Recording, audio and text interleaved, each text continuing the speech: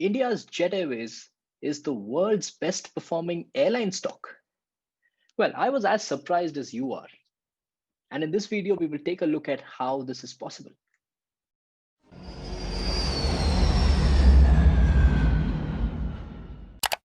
Hey guys, welcome to another video. My name is Dibargya, and this video is not just another airline video. This is a classic example of a company going bankrupt and uh, trying to bounce back into the market. And if it happens, history suggests that this has been very, very difficult. So if it does happen, then this business case actually goes into the history books. So let's dive into this video.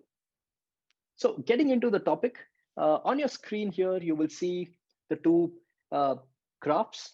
It's the same Jetaway stock, but we are going to look at a 6-month period and a 5-year period. In the 6-month period at the top, you will see that yes, there are definitely, uh, it's a steep rise. It's a steep rise, very encouraging. But if you compare the same with a longer duration, maybe a 5 years, obviously it's not as encouraging as the shorter term looks. But yes, given that the airline does not have any operations for over a year and a half, it's declared bankruptcy. This kind of a rise is definitely very encouraging, and it's just something that not every stock can achieve.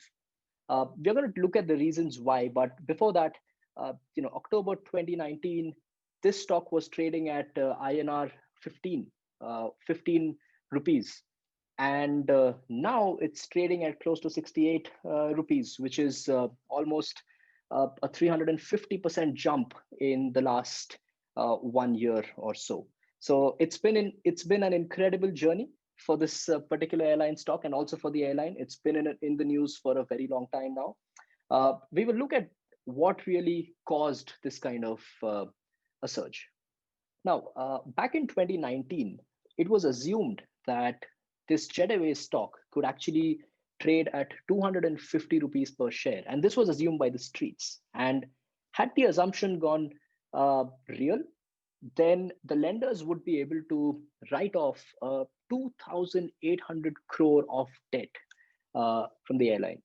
So had the price gone up there, and it was obviously not trading at those levels, it was trading way, way below 250. And that is the reason why people still show confidence on this particular stock, though there are no operations.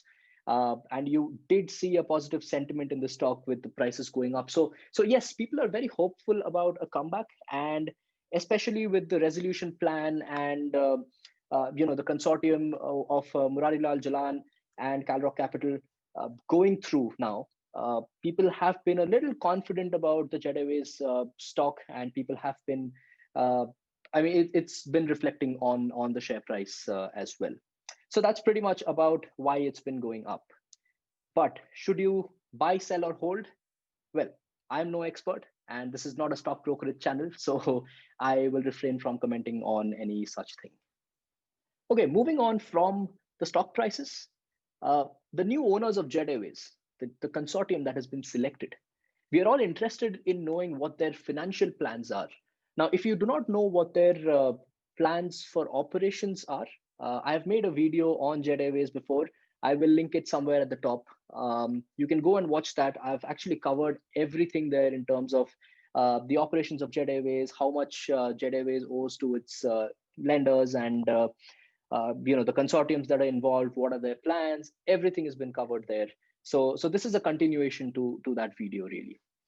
Now, the financial plans of the new owners, let's refer to the consortium as the new owners.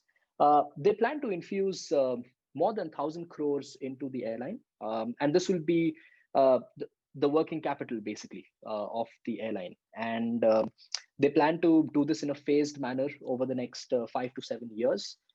In the first 3 years, 2 or 3 years, they plan to infuse about 380 crores in a phased manner. And in the next 3 to 5 years, they plan another 500, 550 crores into the airline, again, in a phased manner. In addition to that, the owners also plan to pay the lenders 1,000 crore INR over the next 15 years. And apart from that, that's not it. Apart from that, the owners will also give the lenders a 9.5% stake in the airline, in Jet Airways, and a 7.5% stake in the passenger miles company, which is Jet Privilege Private Limited, JPPL. So that's pretty much it. However, there's one more thing to it. Um, the owners have also promised free cash flow of 10% to the lenders after the third year of operations. So yeah, these are the things that the owners have really submitted. The new owners have submitted. It's gone for approval, yet to be approved. If it does get approved, then obviously it means a lot for not just for Jet Airways but also for Indian aviation as a whole. If this company is able to come back, then, as I said sometime back, it really goes into the history books for the world to see. So we've spoken about the plans and everything. The stock price is going up, but can Jet Airways really come back? Is the biggest question mark, and that's something which people have been Googling and trying to figure out. But well, first of all, if it does come back, then it brings in a lot of jobs, which is great for the Indian aviation space and for the economy as a whole. But there are three things that are very critical in determining its return, uh, besides the financial plan and the approval and everything. Uh, First is obviously the timeline. I'm pretty sure the new owners have a certain timeline in mind, and if the timelines are not met, then obviously it gets difficult for them also. So that's critical. Even if it comes back, it should come back soon, within a year probably. 6 months is what I see on many of the news channels, but I'm hoping that within a year the company will be able to come back if it does. Second is a very important point, which is slots. What are slots? Airline slots are basically the time at which Jet Airways flights took off and landed at certain airports, the busiest of airports in the country. And one thing about Jet Airways has always been that it is catered to all kinds of people. It's catered to corporates, it is catered to businessmen, and it is also catered to leisure travelers. So that is something which Jet Airways, rather the owners, will be really worried about, because those prime slots of Jet Airways have been taken away by all the other airlines, namely Air India, Indigo, GoAir, SpiceJet, Vistara, etc.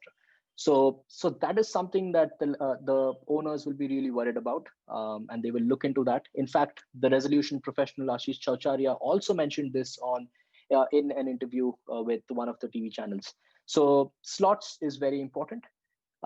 Last but not the least will be the number of airlines that the owners plan to purchase or lease, etc.